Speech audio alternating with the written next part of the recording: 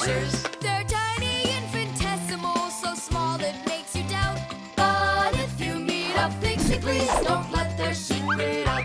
But if you meet a Fixie, please don't let their secret out.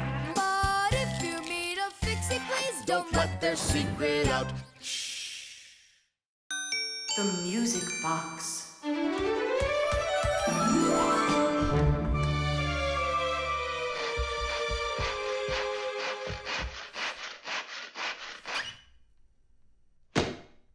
And when the Pied Piper began to play his magical flute, the rats came out of their holes and followed him. And they never would be seen in Hamlin ever again.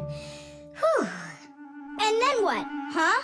I can't read anymore. My legs got tired. Whew.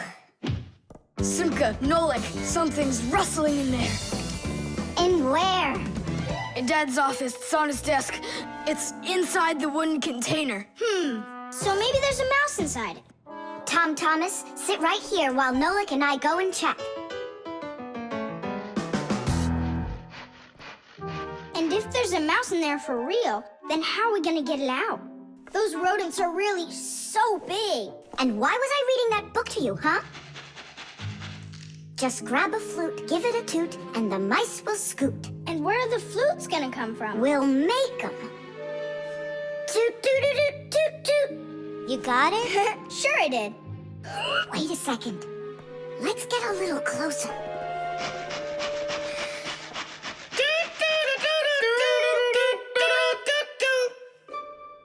See? It's just like I told you. No more mice in there. So let's toot a little more so they won't go back in. All right. So you're the ones messing around out here. Oh, Grandpoos, it's you here. All day I can't work on what I need to do. Right from the start, someone's opening up the top, and then you two tooting out. It was Simka who came up with the tooting. Just because you're afraid of mice. Wow, what kind of machine is this? Well, what do you think? A coffee grinder? No. A hole puncher? Is it a foot scratcher? What? Well, a machine for scratching your feet. You're joking all the time, you. It's a music box, and it's just wonderful. Music boxes were invented more than 200 years ago. Inside, there is usually a cylinder with short pins sticking up from it. In front of the cylinder, there is a comb with metal teeth of different lengths. If you pluck one of the teeth, it will make a pleasant sound. A short tooth makes a higher sound, and a long one, lower. When the cylinder spins around, the pins pluck the different teeth, and music plays. Awesome! So what's broken in here? The spring slipped off. It has to be pushed back into the right place. Will you help?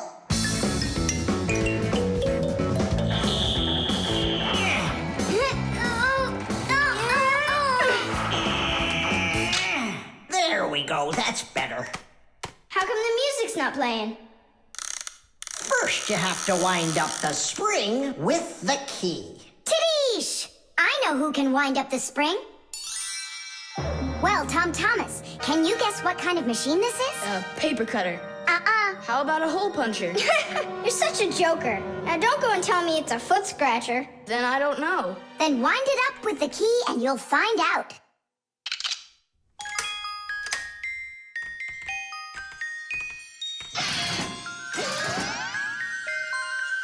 Do you want to know how the higher and lower sounds come out? Put a regular ruler over the edge of a table. Hold down one end of the ruler and pluck on the other. The shorter you make the end hanging off the table, the higher the sound will be. The teeth inside of a music box work the same way. And bells work the same way too. The smaller the bell, the higher it rings. The sound of a violin or a guitar depends on how thick the strings are. Fat strings make a lower sound, and thin strings a higher one. How tight the string is also makes a difference. Take a piece of string or a rubber band. Tie one end to a doorknob and pull on the other end. With your free hand, pluck the string. The tighter the string gets stretched out, the higher the sound. If you want, you can even play a tune. I think I got it now. It's an old player for music. That's close, but not it. A music box is what they call it. I just said that. So, what was it in there, Just a broken spring. It's not the thing I'm dying to know. Who was moving around there? All I'll say is we, Tom Thomas, won't let that secret out. Shh. The barcode. And so, what do we do if we happen to see humans? Hide from them, right? And what if you've got nowhere to hide? Then we turn ourselves into screws. That's correct. Where could it be? Where on earth could I have put it? Oh, I'm such a scatterbrain. Ah, it's Professor Eugenius. There's no need to hide from him. He's our friend. Where has it gone? Did you lose something again, Professor? Yeah, how did you guess? It's just awful. Yesterday I started testing a new iron, and today, it's totally disappeared into thin air. Where could you have put that thing? I've got it down to 2 places. It could be in the warehouse or not in the warehouse. Yeah, that information will help us find it. Or not help us find it. Class, follow me to the warehouse.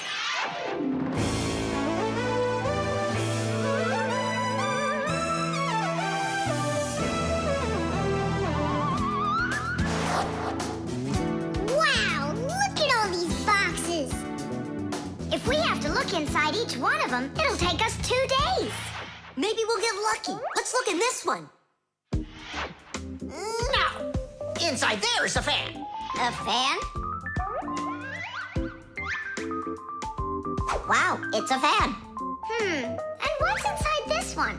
A mixer. Yeah, amazing. And what's in this box? An electric kettle. Made in Germany, by the way. He's right. There is a kettle in there. Professor, is this some trick? I don't get it. Grandpus, how do you do it? It's gotta be magic. What else? Here's how I think he's doing it. I think the professor has glasses made to see through the boxes. Of course not. I only know how to read the barcode that you can see on each of those boxes. Oh, that. Exactly. If you look at the printing on packages and boxes, you will often find a symbol with a lot of black lines and numbers. These symbols are called barcodes. Each barcode has all sorts of information. What the item is, what country it came from, and even in which factory it was made. With the help of a special reading device, a scanner, it's possible to read all the information the barcode holds. It really is an excellent system for stores to know what they've got. You don't even need a scanner to do it? I can figure out barcodes without one. I'll teach you if you want. Class. Let's see. We're looking for a box with an iron. There. Well, bring in the professor. Today, on almost everything that is sold, there is some kind of mark. For instance, this kind of mark is called a barcode. And this one, a QR code. These marks help us find out a lot of information. Suppose you walk by a building and see a QR code on it. Just point the camera on your mobile phone at it, and information about who built it and when it was built will appear on the screen. Isn't that great?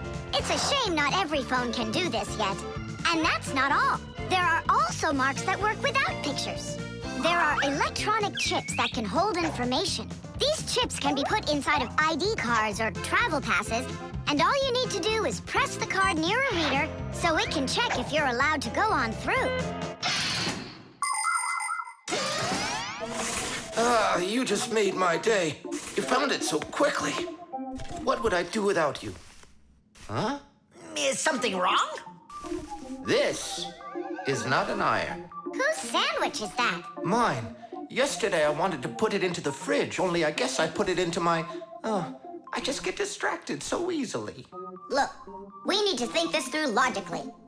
If you went and placed your sandwich into the box where the iron should have gone, then you must have put your iron in the refrigerator. Oh, here you are. Here you are, my new iron. Oh, I looked everywhere for you. Thank you, my friends, once again. There's no need to thank us at all. You're always there when we need help.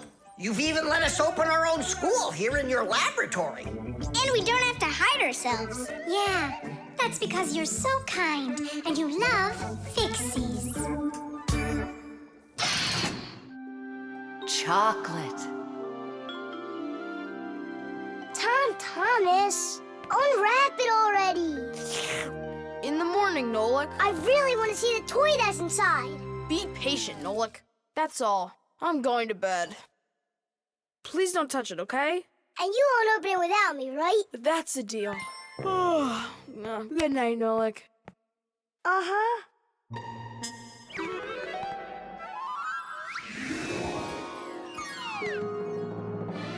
And what are you doing in here? Me?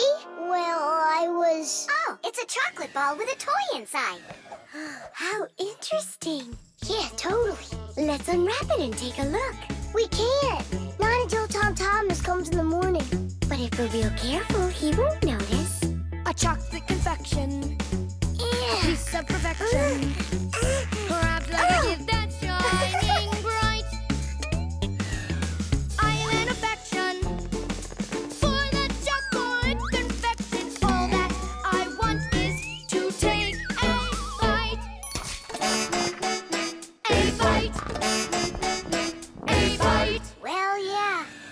We sure took a look.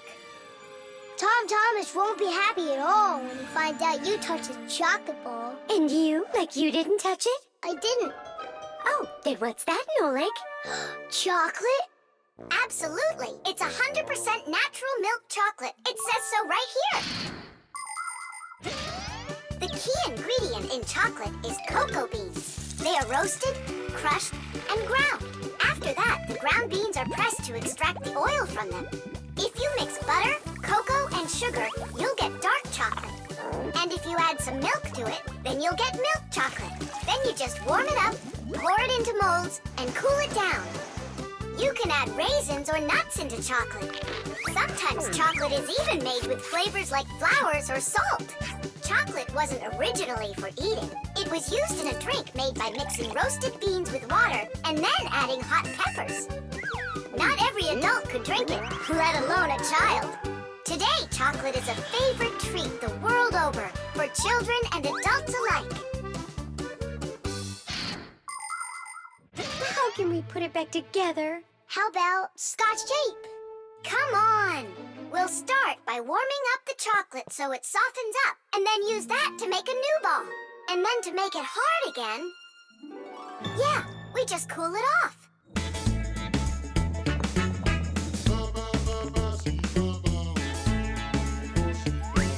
My chocolate confection has got an imperfection. Half of it's gone into thin air. But this is expected when chocolate goes unprotected. First you have got it, then it's not there. Not there. Not there. Titties!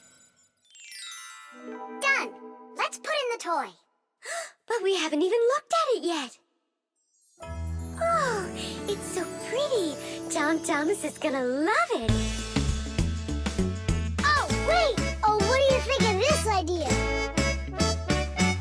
I've got a new confection of chocolate perfection. Safe in its wrapper, shining bright. Oh, what perfection! My brand new chocolate confection. I'll try my best not to take a bite. Hi there. Oh, what's that? A chocolate ball? You're lucky. Could there be a toy inside? Mm-hmm. But I can't take off the wrapper without Nolik. You really can't do it without him? I can't. I told Nolik I wouldn't.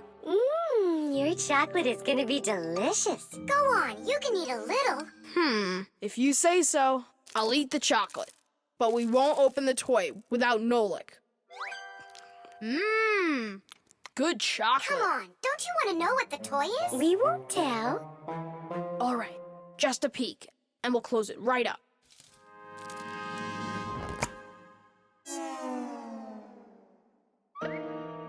What is this for? Tish! Nolik? Really? How did you get in there? Surprise! You were in the container was in the chocolate ball, and the Yep. ball, that's just impossible. Ah, he went and got you two to help. We helped a little. Hang on, Nolik. You promised not to touch the chocolate till morning. And you promised not to open the toy without me, right? On revenge